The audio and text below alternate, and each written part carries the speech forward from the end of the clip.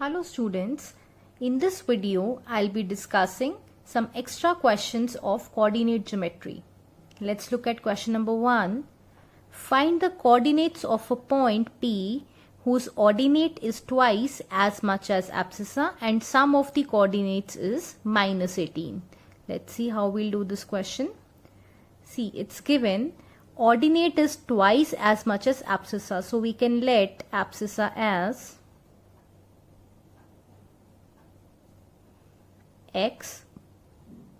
So the ordinate will be, see, ordinate is twice of abscissa, so it will be 2x. Now see, according to question, what condition is given? Sum of the coordinates is -18. That means sum of abscissa and ordinate. This is abscissa, this is ordinate. Their sum is equal to -18. Now this is a simple linear equation in one variable. It will become 3x is equal to -18. It employs x is equal to -18 by 3, which is equal to 6. So the value of x is here. We can substitute and we'll get the value of abscissa and ordinate. So abscissa is x, so it will be -6, and ordinate is 2x, so it will be 2 into -6, which is equal to -12. Now we know the coordinates of a point are represented by abscissa, comma, ordinate. So the coordinates of point P are, see, first of all we'll write abscissa, then ordinate. So -6 comma -12, this is the answer. Let's look at question number 2. The point A comma B lies in the second quadrant. Find which of A or B is greater. Now there is a point which lies in the second quadrant. This is x, x dash, y, y dash. This is first quadrant, this is second quadrant. We know in first quadrant both are positive. In second quadrant x is negative and y is positive. Now we are talking about second quadrant here. Now the point is A comma B. That means A is negative and B is positive, because we are talking about second quadrant only. So A is negative and B is positive. Now we know always positive values are greater. The positive number would definitely be greater than the negative number. So which is greater? So B is greater than A, because a positive number is always greater than a negative number. Let's look at question number 3. In which quadrant or axis do the following points lie? These are the points given. -7, 9. So whenever this type of question comes, in which quadrant or axis, you have to find the quadrant or axis. Always draw the axis along with their sign conventions. This is first quadrant, second quadrant, third and fourth. In first quadrant we know x and y both are positive. In second quadrant x is negative and y is positive. In third quadrant both are negative. See, x is also negative, y is also negative. This is third quadrant. In fourth quadrant x is positive and y is negative. Now the first is -7, 9. That means minus plus. Minus plus means second quadrant.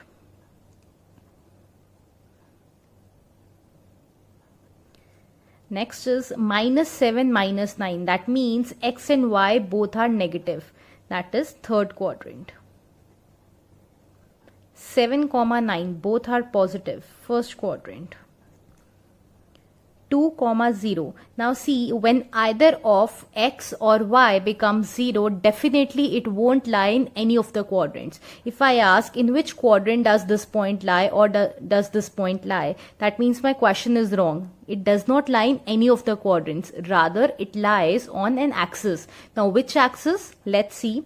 Let's take this point first. 2, 0. See, x value exists, but y value does not exist because y value is 0. So definitely this point will lie on positive x-axis. You can mention x-axis only, or to be specific you can write positive x-axis because y value does not exist. Next is 0, -3. Now see, here x does not exist, only y value exists. So definitely this point will lie on y axis, or to be specific you can mention negative y axis. That's it. Let's do question number 4. Write coordinates of a point whose ordinate is 25 and abscissa is -8. Now we know whenever we are writing a point, first comes abscissa, then comes the ordinate. That means simply we write x comma y, x value is abscissa and y value is ordinate. So what is abscissa here? -8 and ordinate is 25. So the point is -8, 25. Next question is, what is the general form of any point on y-axis? Now we know if a point is on y-axis, if a point is somewhere here, its general form, that means it would be 0, y, because x does not exist, so it will be 0, and y, it will be whatever value of y is given. Let's look at question number 6. If the signs of both the coordinates of point -4, 7 are interchanged, then the point lies in which quadrant? See, the original point is -4, 7. They are saying signs of both the coordinates are changed. That means it will become 4, -7. It was -4, it became +4. This is 7, it became -7. Now it lies in which quadrant?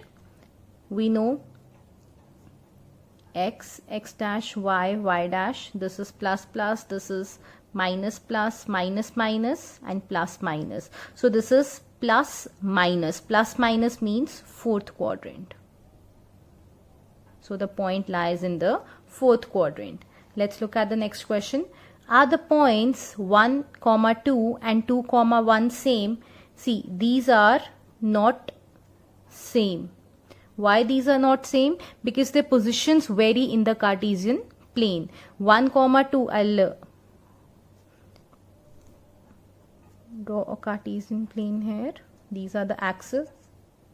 1, 2, 3, -1, -2, 1, 2. Now 1, 2 means this point. And 2, 1 means this point. See, their position is different, so definitely these 2 points are also different. That means the order of x and y matters here. Let's look at the next question. Write the coordinates of a point whose ordinate is -9 and lies on the y-axis. Now see, ordinate is -9. We know the point is x, y. Ordinate means y value. It is -9. And it lies on y-axis. If a point lies on y-axis, definitely its x value is 0. So the point is 0, -9. This is the answer. Next is, whose abscissa is 4 and lies on x-axis. Now see, abscissa means x value. So the x value is 4 and lies on x-axis. If it lies on x-axis, definitely y value would be 0. So the point is 4, 0. This is the answer. Next is, we have to find the coordinates of the point which lies on x and y axis both. There is just one point which is 0, 0, which lies on both the axes. This is the common intersection point which is known as origin.